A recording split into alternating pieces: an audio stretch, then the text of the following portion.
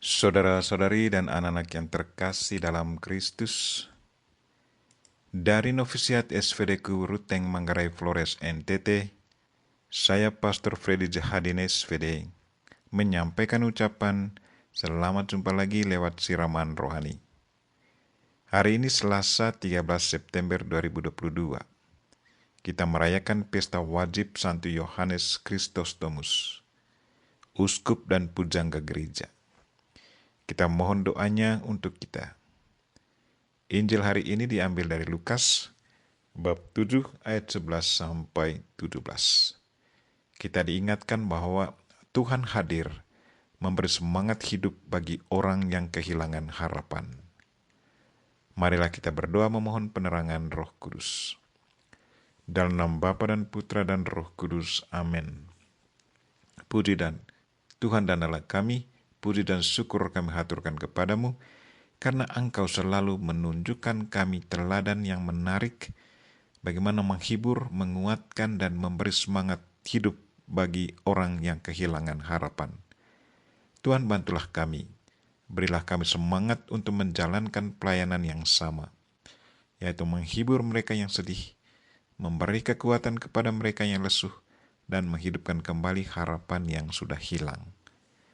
Tuhan, utuslah Roh Kudus-Mu, terangilah pikiran dan hati kami, agar sabda-Mu yang akan kami dengar dapat kami pahami dengan baik, dan isi pesan-Mu dapat kami hayati dan amalkan dalam hidup harian kami.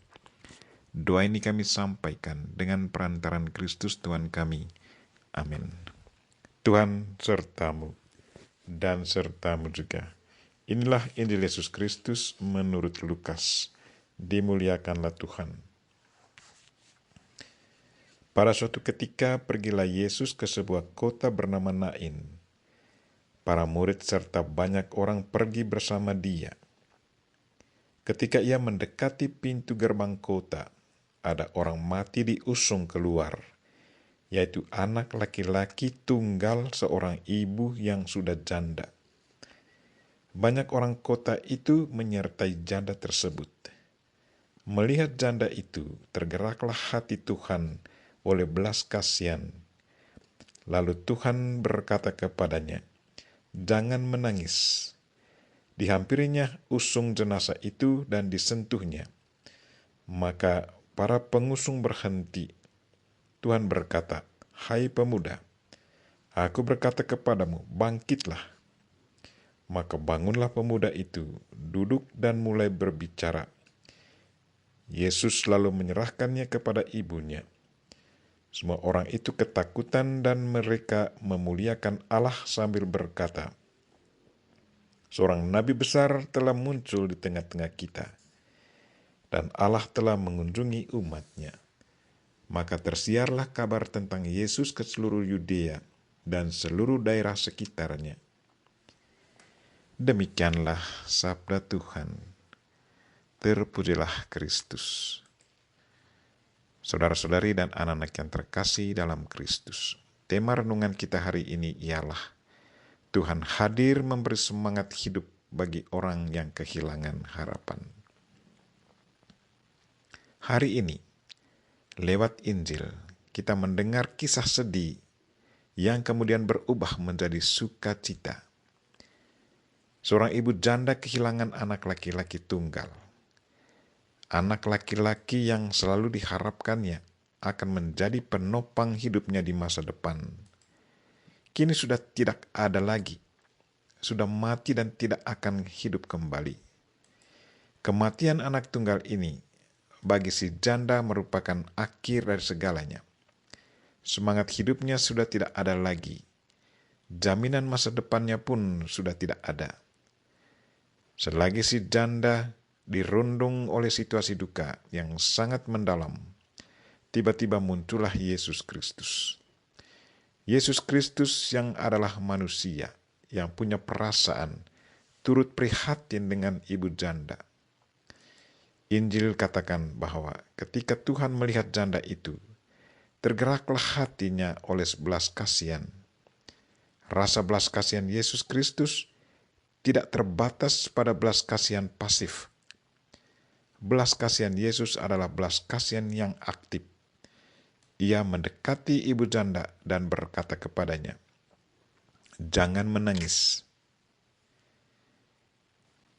Di saat Yesus melarang ibu janda jangan menangis, mungkin ibu janda tidak mengerti mengapa Yesus melarang dia menangis.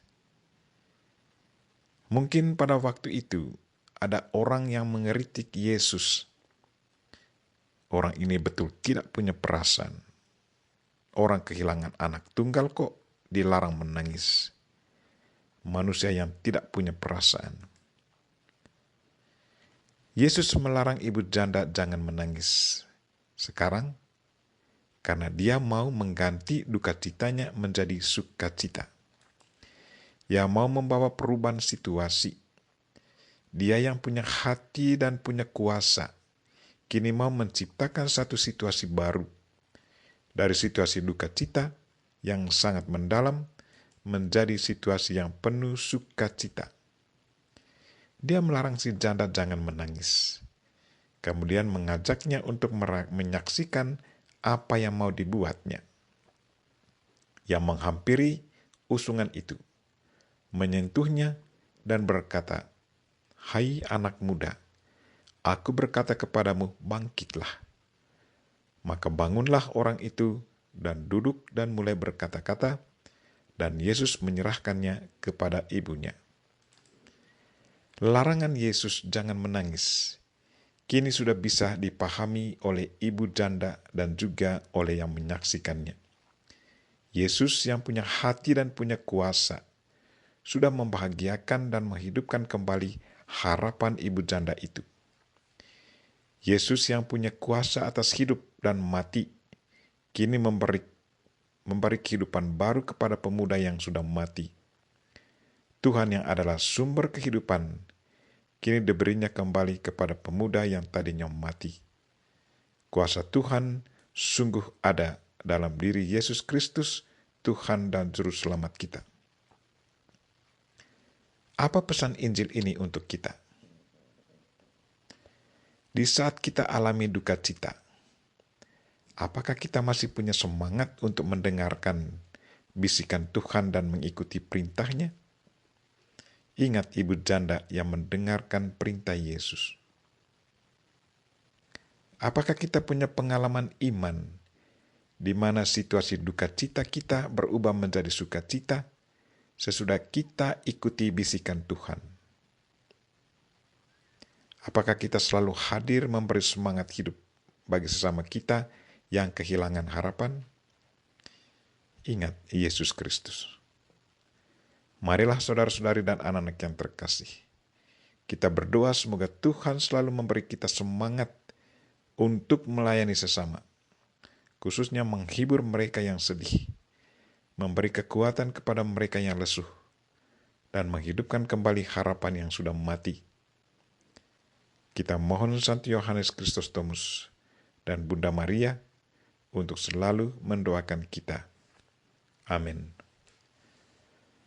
Marilah kita mohon berkat Tuhan. Tuhan sertamu dan sertamu juga. Semoga saudara sekalian dan mereka yang kita doakan hari ini, secara khusus mereka yang sakit, dan segala aktivitas kita sepanjang hari ini diberkati oleh Allah yang Maha Kuasa, Bapa dan Putra dan Roh Kudus. Amin. Terima kasih sudah nonton. Jangan lupa like, subscribe, dan share ya.